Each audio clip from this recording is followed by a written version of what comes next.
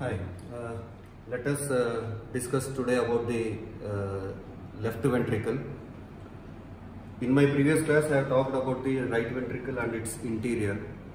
Now we are going to deal with the left ventricle. I think it is appropriate if I talk only about the differences between the two. So I go with the subject in the form of few headings like situation. Now this is a right ventricle, this is a left ventricle. Where the left ventricle is situated? Left ventricle is situated to the left of the right ventricle. It is situated to the left of the right ventricle. Whereas right ventricle is situated in front and to the left of the right atrium. I want to talk only about the differences between the right ventricle and the left ventricle. So right ventricle is situated in front and to the left of the right atrium, whereas left ventricle is situated to the left of the right ventricle. It is forming what? This left ventricle is forming what and right ventricle is forming what? You know, the right ventricle is forming most of the inferior border, 2/3 of the sternocostal surface, 1/3 of the diaphragmatic surface. Whereas left ventricle, what it is forming? It is forming the apex of the heart, 1/3 of the sternocostal surface and 2/3 of the diaphragmatic surface. So this is what it is forming. Coming to the third one, conduction of the blood. Right ventricle is conducting the venous blood from the right atrium into the pulmonary trunk and to the lungs, whereas left ventricle conveys the oxygenated blood from the left atrium to the left ventricle and from the left ventricle to the systemic circulation by the aorta and its branches. So this is I can say, like, if you see the next heading here, it is conveying oxygenated blood. Right ventricle is conveying the deoxygenated blood, whereas left ventricle is conveying the oxygenated blood. Coming to the fifth one, here musculature. Right ventricle is thinner. The musculature of the thickness of the musculature of the right ventricle is around 3 to 5 mm, whereas left ventricle is thicker. The musculature of the left ventricle is thicker. It is around 9 to 12 mm in thick. The proportion of the thickness between the right ventricle and the left ventricle is 1:3, and the musculature is uniform throughout in case of right ventricle. In case of left ventricle, the musculature is thin at the apex of the left ventricle. Elsewhere it is thick. At the region of the apex it is comparatively thinner, and in the smooth part of the left ventricle, which is called as aortic vestibule, the musculature is replaced by a fibrous tissue. Next, contains. So what left ventricle is containing? So to compare it with the right ventricle I have said it contains inflow tract, outflow tract. Right ventricle is having inflow tract or ventricle proper, outflow tract or conus arteriosus or infundibulum. Similarly, left ventricle, so this is the left atrium, this is left atrioventricular orifice, and this is the cavity of the left ventricle. So left ventricle also contains the inflow tract, which is called ventricle proper, just like that of the right ventricle, and outflow tract, which is smooth, which is called as aortic vestibule. Is it clear? The right ventricle is having inflow tract or ventricle proper and outflow tract or conus arteriosus or infundibulum. The left ventricle is having inflow tract, which is ventricle proper, and outflow tract, which is called as aortic vestibule. Next heading, development of inflow tract and outflow tract. inflow tract of the right ventricle is developed from the right part of primitive ventricle, and the outflow tract of the right ventricle is developed from the right part of bulbus cordis. Whereas the inflow tract of left ventricle is developed from the left part of primitive ventricle, and the outflow tract of the left ventricle is developed from the left part of bulbus cordis. Is it clear? Next. Types of valves. Next heading, I'll go with the types of valves.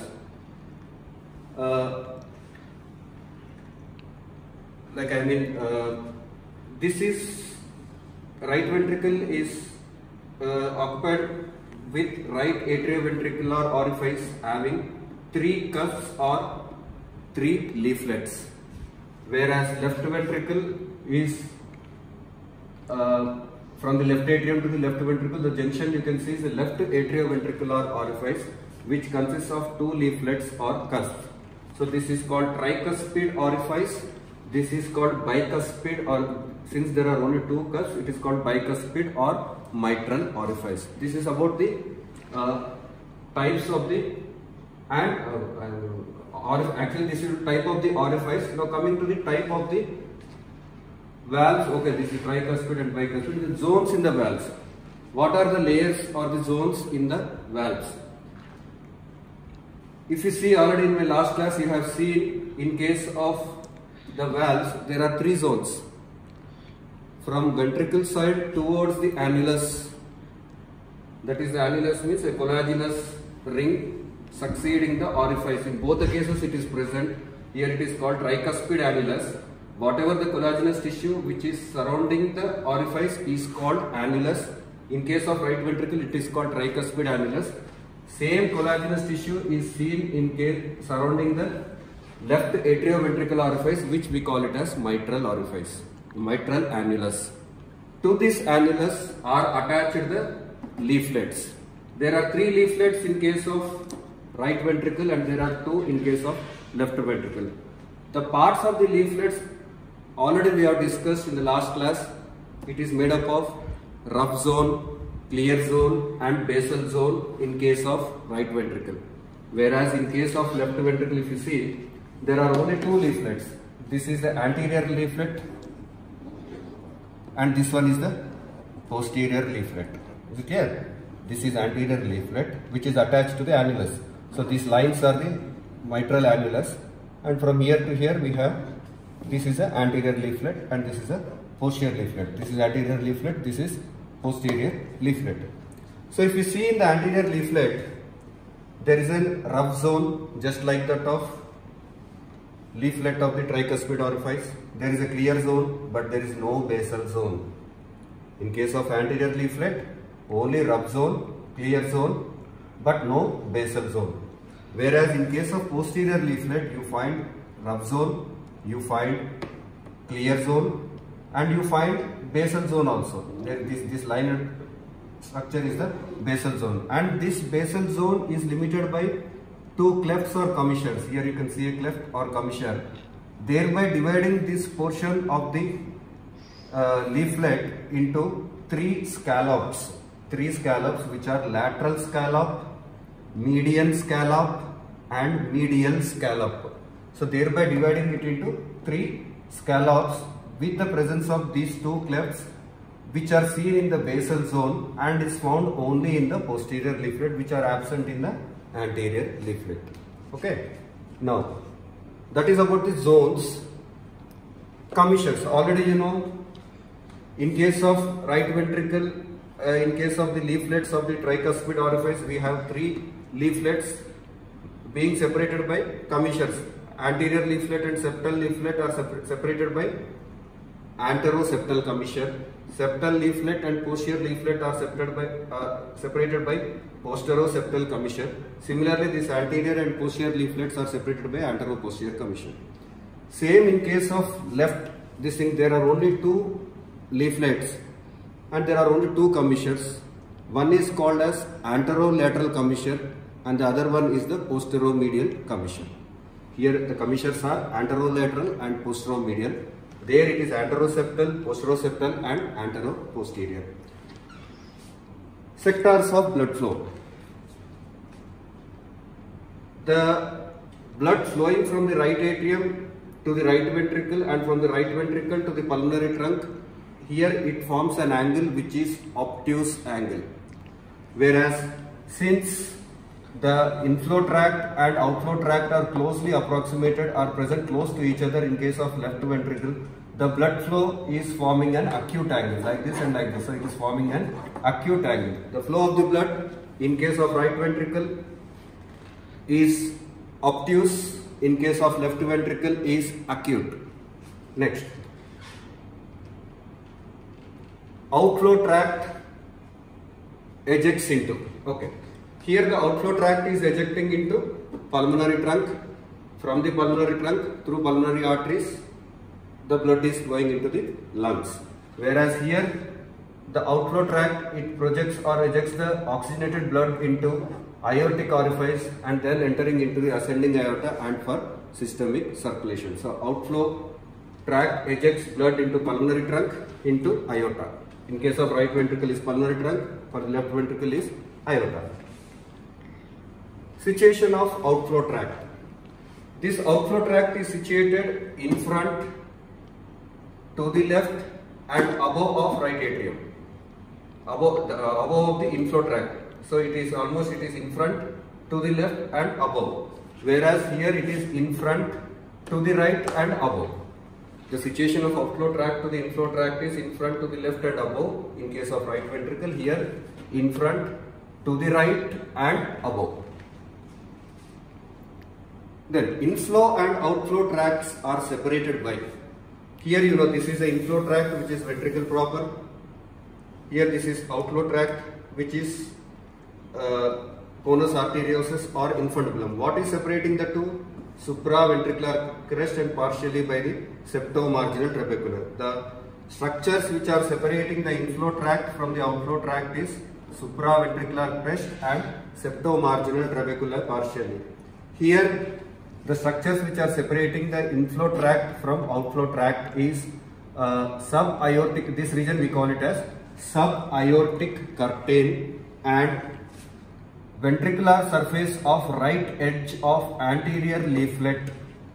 These two structures forms the junction between the inflow tract and the outflow tract in case of left ventricle. Again I repeat, the subaortic curtain and the ventricular aspect of the anterior leaflet of the mitral orifice. These two structures forms the junction between the inflow and outflow tract in case of left ventricle.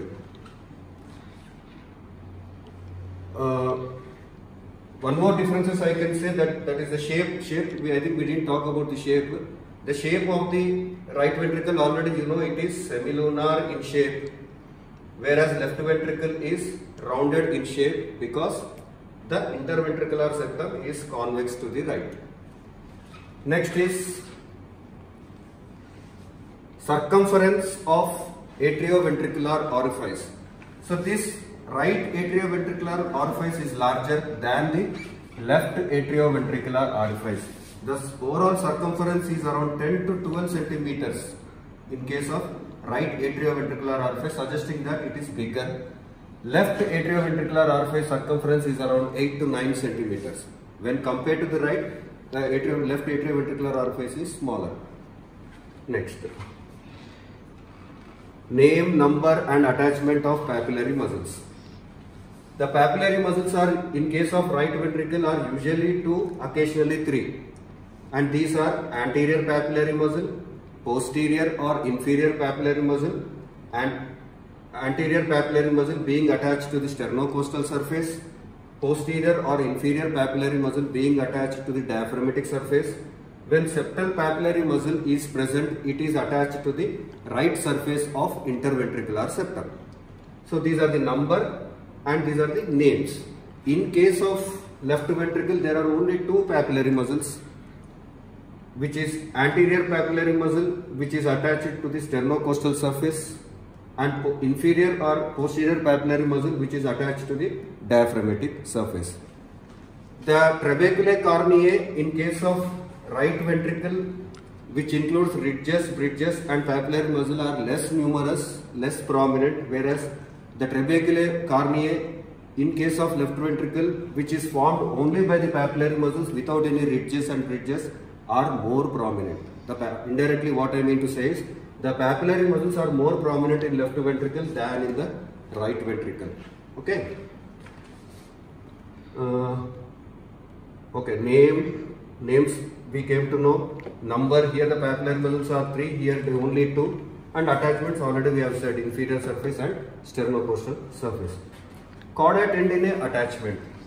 Already you know here the chordae tendineae extending from the anterior papillary muscle is attached to the anterior leaflet and posterior leaflet.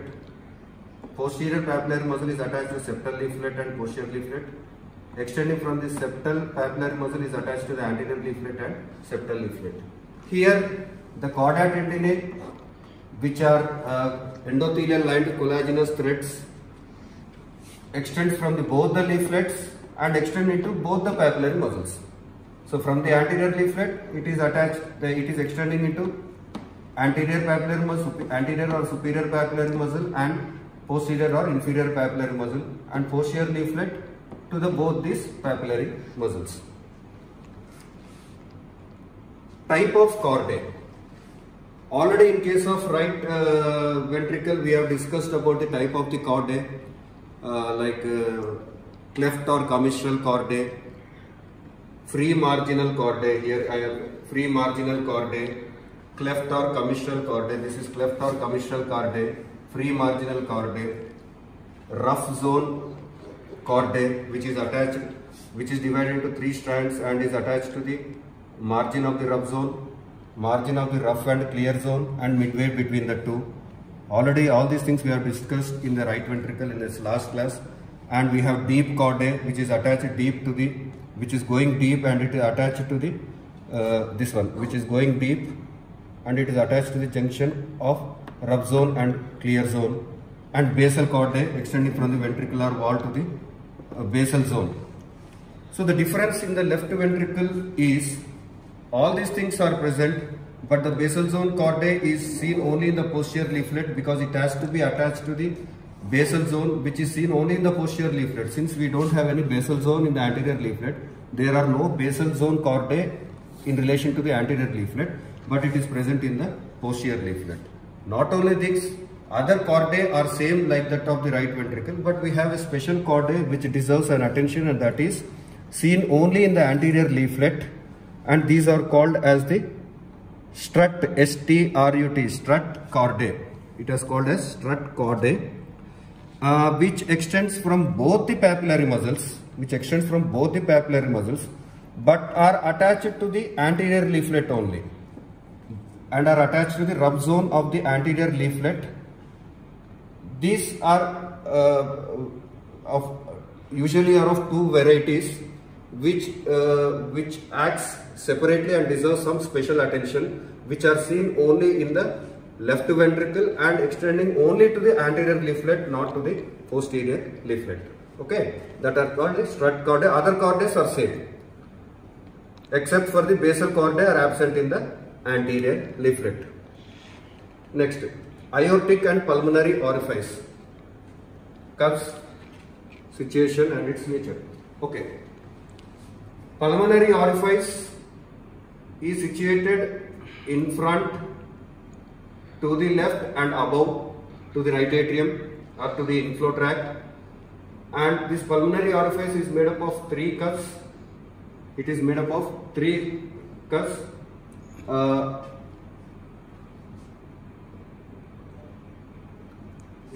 the aortic orifice also is made up of the 3 cuffs. This conveys the deoxygenated blood into the pulmonary trunk, and this one conveys the oxygenated blood into the aorta. Okay. Next,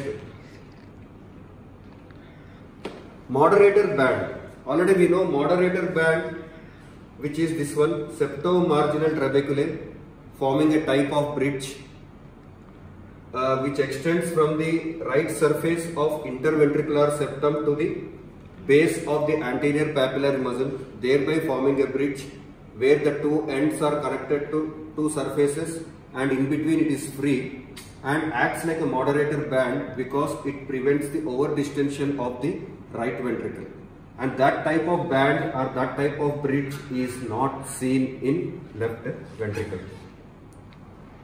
Posterior leaflet differences, already we have said, the posterior leaflet in case of right ventricle contains rough zone, clear zone and basal zone, but in case of left ventricle the basal zone is situated into, is differentiated into two clefts or commissures, thereby dividing the portion of the posterior leaflet into three scallops, which are lateral scallop, median scallop and medial scallop, S-C-A-L-L-O-P, lateral scallop, median scallop, this is median, and medial scallops, which is not seen in case of right ventricle.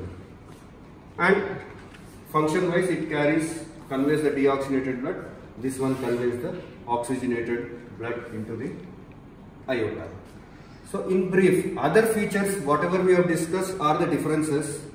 The other features are same like that of the right ventricle. Like for example, I didn't talk about the tricuspid, the annulus in detail, what it is made up of. It is made up of collagenous tissue. It is having two rims, anterior rim and posterior rim, and they are called as phyla coronaria, and all those things are same for the right ventricle and for the left ventricle. Similarly, the chorda tendineae, how it is formed, what are its, it is formed by the reduplication of the endocardium. Likewise, only the selective differences. If you can catch these differences, if this question comes to you, you can write it with ease. Thank you.